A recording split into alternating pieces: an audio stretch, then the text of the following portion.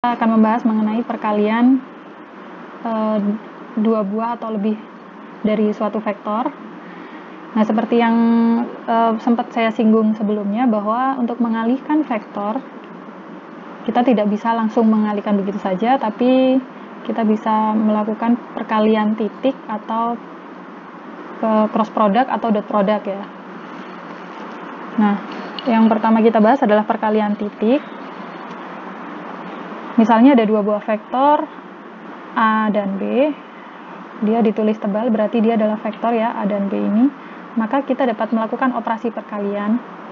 Yang pertama ini perkalian titik atau perkalian skalar antara dua vektor.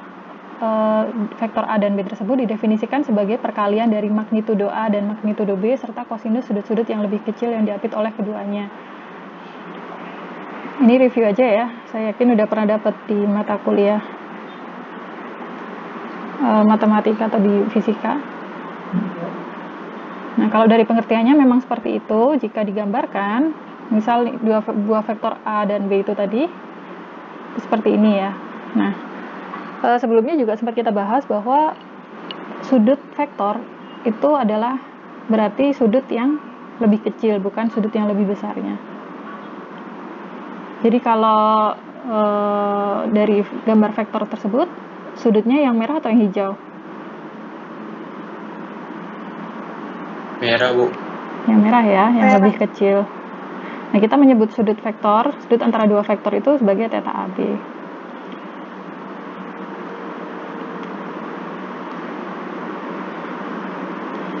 Sesuai pengertiannya, bahwa perkalian titik itu adalah perkalian dari magnitudo A dan magnitudo B serta kosinus sudut yang lebih kecil. Magnitudo kan simbolnya seperti ini ya. Nah, persamaan di atas ini itu dibaca sebagai A titik B atau A dot B. Notasi titik di sini harus dituliskan tebal untuk menekankan maknanya. Jadi mungkin ada yang terbiasa kalau misal mau nulis X kali Y itu gini ya.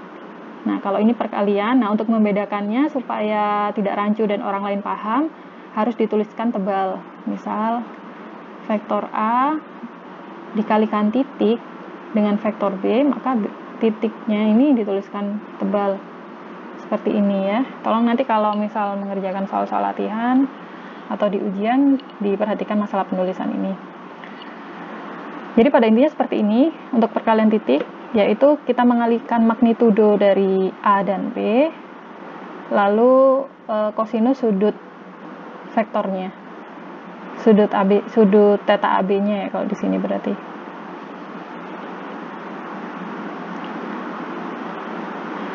Lalu perkalian titik antara dua vektor ini memenuhi hukum komutatif. Berbeda dengan perkalian silang atau cross product, itu tidak memenuhi hukum komutatif.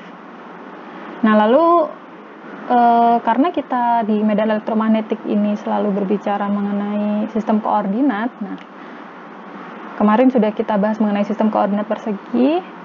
Untuk sistem koordinat persegi misalnya ya, bentuk vektornya kan seperti ini. Vektor A sama dengan AX. Yang ini apa?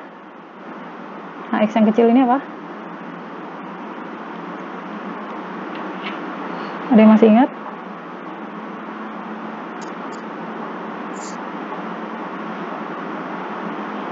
Vektor bukan ini. AX yang ini vektor atau bukan?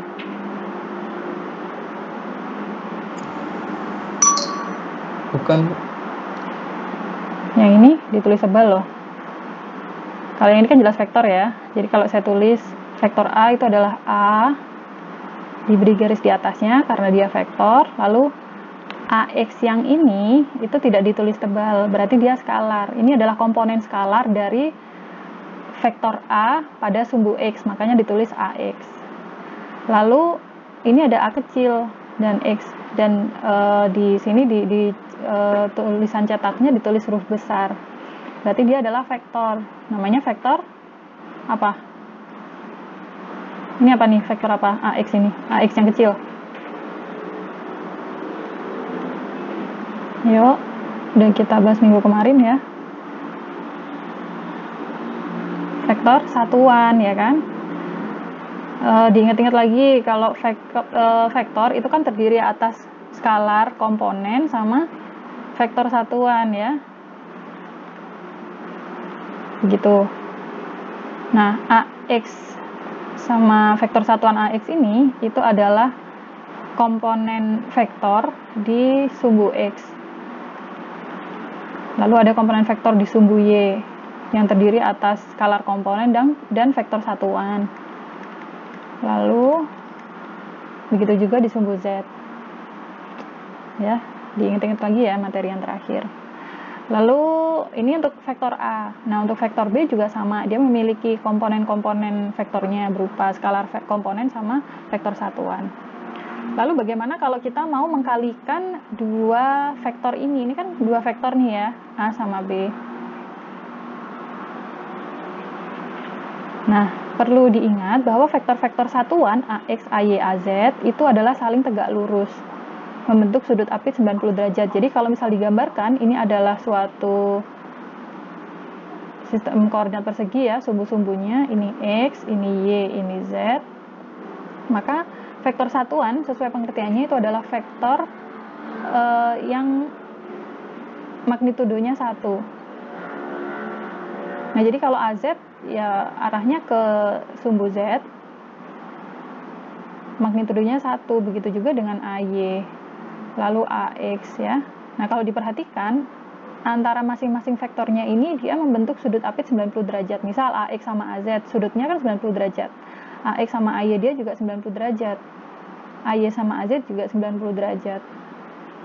Nah, artinya kalau misal di masing-masing vektor satuan tersebut dikalikan titik, kita operasikan dengan perkalian titik ya, misal AX.AY, AY.AX, AX.AZ dan seterusnya, ya berarti karena magnitudo dari masing-masing vektor satuan itu adalah 1, kita pakai rumus yang ini ya, rumus perkalian titik untuk vektor.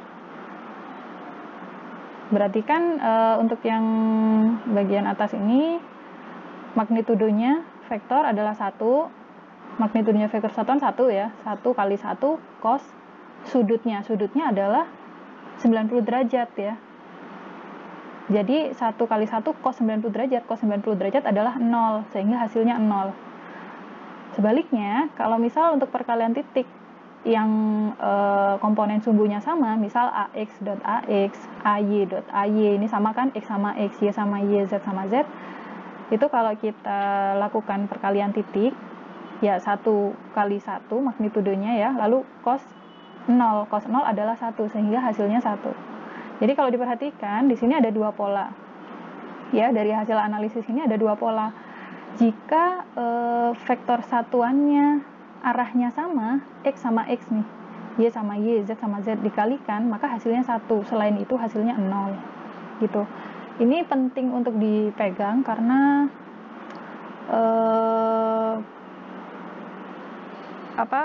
nanti menjadi basic untuk kita melakukan analisis dan penurunan rumus di medan elektromagnetik. Nah, sehingga ya kita balik lagi ke sini ya. Sehingga A cross B kita kan mau A dot B kita kan mau mengkalikan titik vektor A sama vektor B ini ya. Nah, maka kita kalikan titik A cross B A dot B itu adalah ini ya. Ya, ini kan dari masing-masing vektornya kan. Sehingga kalau diuraikan ya kita kalikan biasa ya, AX vektor satuan AX ini kita kalikan dengan ini gitu ya, lalu kalikan dengan ini dan begitu seterusnya, sehingga hasilnya adalah seperti ini kalau diuraikan panjangnya. Nah, skalar kali skalar kan sudah tinggal dikalikan biasa nih ya, misalnya AX BX ini kan sama-sama skalar kan nilainya ada dan tunggal ya. Misal AX nya min 1, BX nya 2 ya, berarti min 1 kali 2. Lalu diingat juga bahwa di sini kita masih ada vektornya nih, AX.AX. Di sini ada AX.AY. Ya udah, karena kita sudah melakukan analisis sebelumnya bahwa untuk vektor satuan yang arahnya sama, maka perkalian titiknya hasilnya 1. Sehingga AX.AX ini 1 kan. ax.ay ini 0, ax.az ini 0. Sehingga ini bisa kita hilangkan yang 0, 0 itu kan. Nah, ini ya. Perkalian titik dari vektor-vektor satuannya, ada yang menghasilkan 0, ada yang menghasilkan 1. Kalau 0 ya berarti nanti bisa kita hilangkan. Nah, sehingga untuk perkalian titik dari dua buah vektor itu sama dengan perkalian dari masing-masing komponen skalar dari tiap vektor tersebut. Jadi kalau a dot b, maka ax kali bx plus ay kali by ditambah az kali bz. Perlu dilihat bahwa komponen skalar sumbu x itu harus dikalikannya dengan komponen skalar di sumbu x juga. Ini x sama x, y sama y, z sama z gitu ya. Nah, dimana dengan menggunakan perkalian titik yang ini, kita tidak lagi menghitung sudut apit antara kedua vektor. Nggak perlu hitung sudutnya, karena apa? Karena sudah ada yang hilang dan ada yang bernilai 1 dari perkalian ini tadi ya. Kalau ada pertanyaan bisa langsung ditanyakan ya, nggak usah nunggu sesi pertanyaan. Lalu untuk perkalian titik dari dua buah vektor,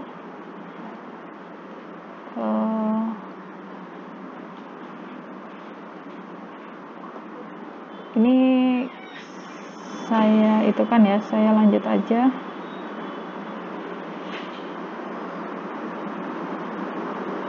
Nah, ini sebenarnya penjelasan mengenai istilah geometris proyeksi. Jadi proyeksi suatu vektor, misal proyeksi vektor B pada arah vektor satuan A, itu kita dapat menggunakan perkalian titik.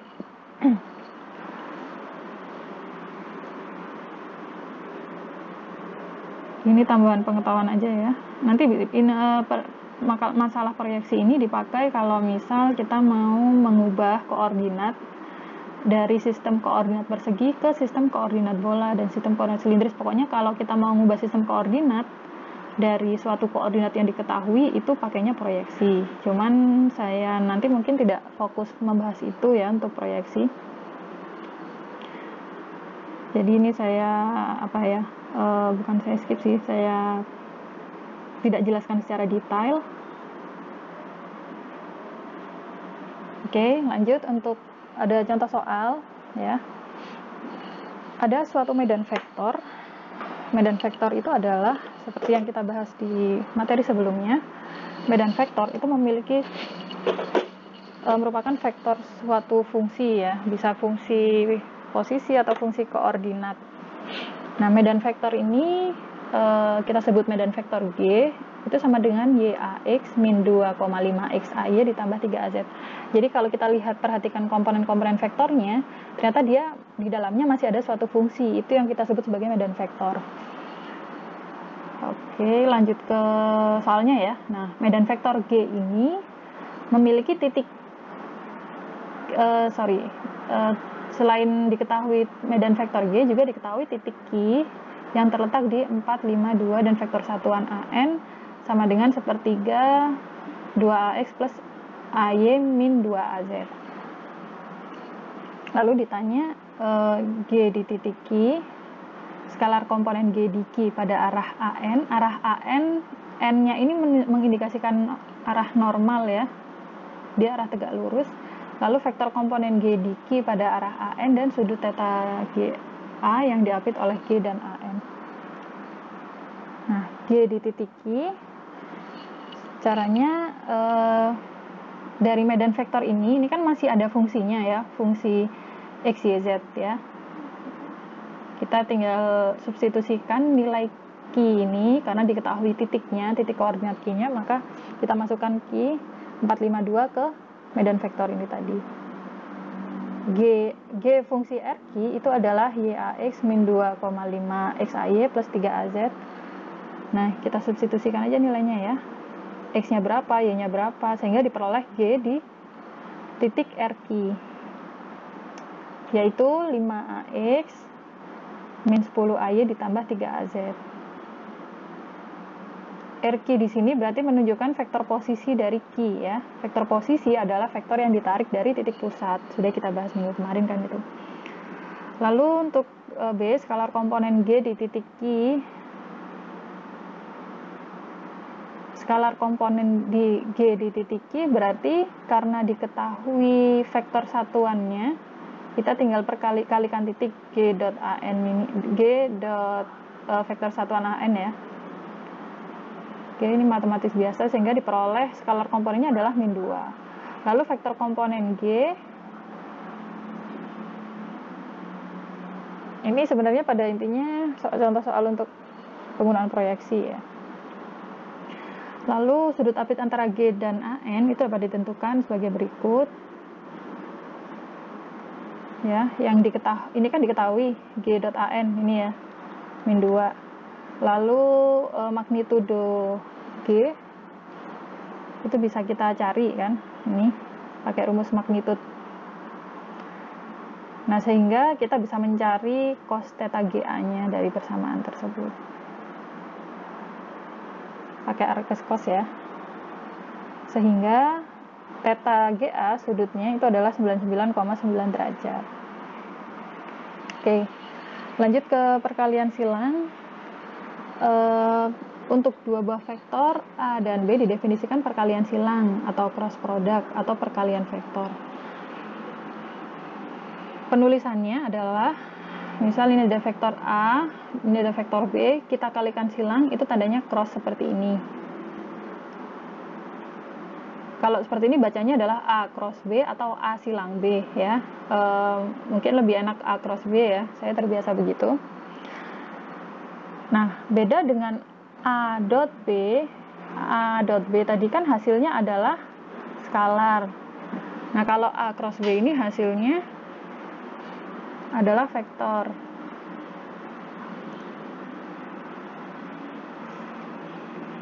Jadi kalau didefinisikan, hasil perkalian silang A cross B adalah sebuah vektor dengan magnitudo sama dengan hasil perkalian magnitudo A dan magnitudo B dan sinus dari sudut yang lebih kecil yang diapit kedua buah vektor. Sebenarnya mirip dengan rumus dari perkalian titik, hanya yang membedakan adalah di sini pakainya sinus dan arah vektor A cross B itu arahnya normal atau tegak lurus terhadap bidang AB. Jadi kalau diperhatikan di gambar ini ya, ini kan ada vektor A, lalu ini vektor B. Nah, seolah-olah kita bisa membayangkan di sini itu ada bidang yang memuat A dan B. Nah, lalu kita buat arah dari A cross B ini, perkalian dari dua buah vektor ini itu adalah arah normal atau arah tegak lurus dari bidang tersebut. Searah dengan pergerakan maju sebuah sekrup orientasi tangan kanan. Jadi kalau diibaratkan di sini ada sekrup dan ini bidangnya, maka kita kan kalau memutar sekrup dari pergerakan maju kan berarti kita putar dia ke kanan ya. Nah, berarti arah dari vektornya itu ke bawah ini. Nih, jadi arah vektor A cross B ini ya. Nah, sudutnya berapa? Sudutnya pakainya sudut theta AB ya, itu adalah sudut sama seperti di perkalian titik, dia adalah sudut yang lebih kecil. Sesuai pengertian kita di awal bahwa sudut vektor itu adalah sudut yang lebih kecil. Jadi kalau dalam bentuk persamaan ditulisnya seperti ini, A cross B sama dengan AN, ini adalah vektor satuan arah normal, N di sini mengindikasikan normal, lalu magnitudo A dikali magnitudo B sin theta AB. Beda ya, kalau perkalian titik pakai cos, kalau di sini pakai sin. Oke, nanti kita akan banyak memakai istilah vektor arah normal ya. Nih, vektor arah normal. Lalu vektor satuan arah tangensial. Nih, T berarti tangensial. Kalau N itu normal berarti dia tegak lurus, kalau T itu dia berhimpit. Lanjut ke sifat-sifat dari perkalian silang. Kalau perkalian silang itu dia tidak bersifat komutatif. Saya ingatkan lagi ya, kalau A dot B itu dia bersifat komutatif. Kita balik B dulu dikalikan baru A dikalikan dengan A, itu dia hasilnya akan sama. Tapi kalau perkalian silang nggak bisa seperti itu ya. Misal ini perkalian silang, ini nggak boleh. Jadi B cross A itu tidak sama dengan A cross B. Supaya sama dengan gimana? Kita balik arahnya. Makanya di sini ditambahkan tanda minus ya. Min pada vektor itu berarti arahnya berlawanan. Lalu untuk penerapan perkalian silang pada vektor-vektor satuan itu cara akan menghasilkan hasil seperti ini ya. AX cross AY itu sama dengan AZ, AY cross AZ sama dengan AX, dan AZ cross AX sama dengan AY. Dan begitu seterusnya.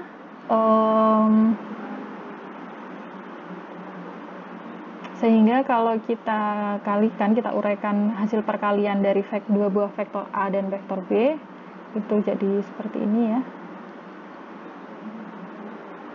Nah, ada yang bernilai 0, ada yang masih ada vektornya, karena memang perkalian silang untuk vektor itu bisa menghasilkan vektor ya, bukan skalar.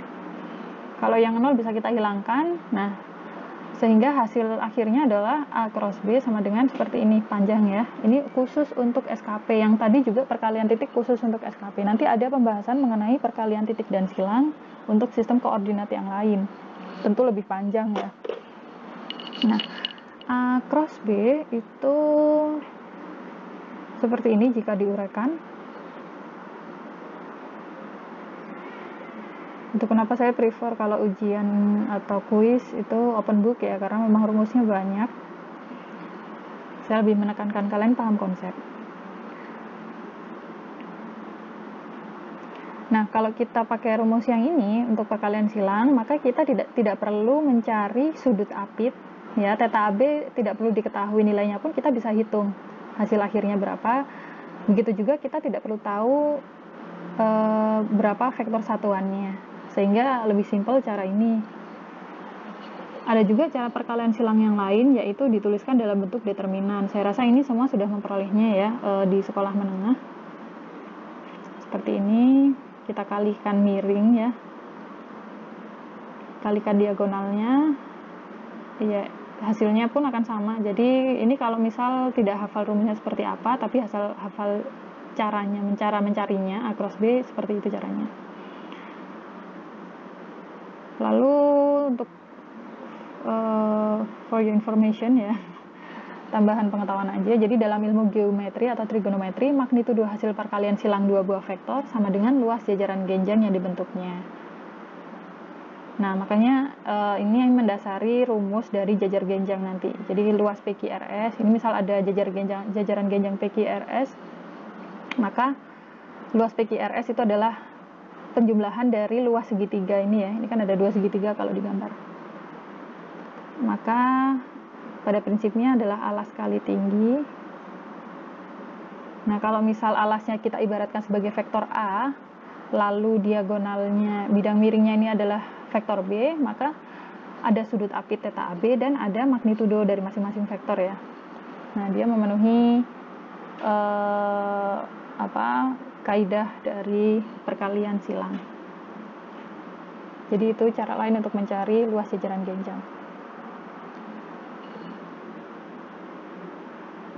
Lalu ini ada contoh soal, misal diketahui dua buah vektor A dan B yang sudah diketahui komponen vektornya ya, nilai-nilai komponen vektornya. Ditanyakan adalah A cross B, lalu AN adalah vektor satuan arah normal, dan theta AB. A cross B, kalian boleh pakai cara yang tadi diuraikan atau mau pakai cara determinan. Hasilnya akan sama. Sehingga diperoleh A cross B-nya adalah min 13AX, min 14AY, min 16AZ. Lalu vektor satuannya bagaimana? Vektor satuan arah normal itu sebenarnya adalah vektor arah dari perkalian silang A cross B. Jadi ya karena pengertian vektor satuan itu adalah vektor dibagi magnitud, ya kan, maka kita cari nilai dari vektor A cross B-nya berapa. Hasilnya kan udah ada nih. Ya, lalu magnitudonya berapa? Magnitudonya pakai rumus magnitudo biasa, ya. Akar min 13 kuadrat tambah min 14 kuadrat tambah min 16 kuadrat. Tinggal dihitung aja. Maka diperoleh vektor satuan arah normal atau vektor satuan A cross B itu adalah ini. Untuk yang terakhir, yaitu kita menghitung sudut theta AB-nya. Tinggal pakai rumus dari perkalian silang, magnitudo perkalian silang ya. Jadi bagaimana bisa seperti ini? Sebenarnya kan rumus perkalian silang itu kan A cross B sama dengan ini ya, vektor satuan AN magnitudo A dikali magnitudo B lalu sin theta AB gini kan. Awalnya kan seperti ini tadi di awal ya. Lalu vektor satuan AN itu sendiri itu adalah A cross B per ini ya, magnitudo A cross B gini kan.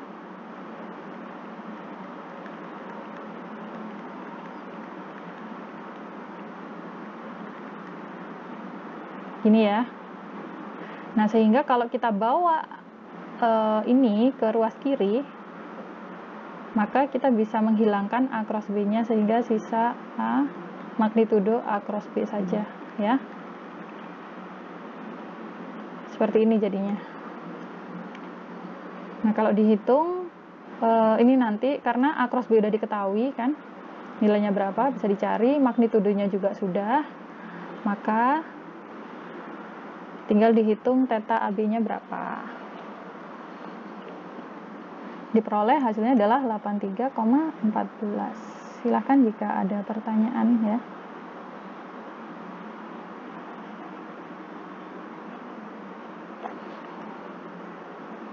Oke, nggak usah ada PR. Ada pertanyaan untuk perkalian titik sama perkalian silang?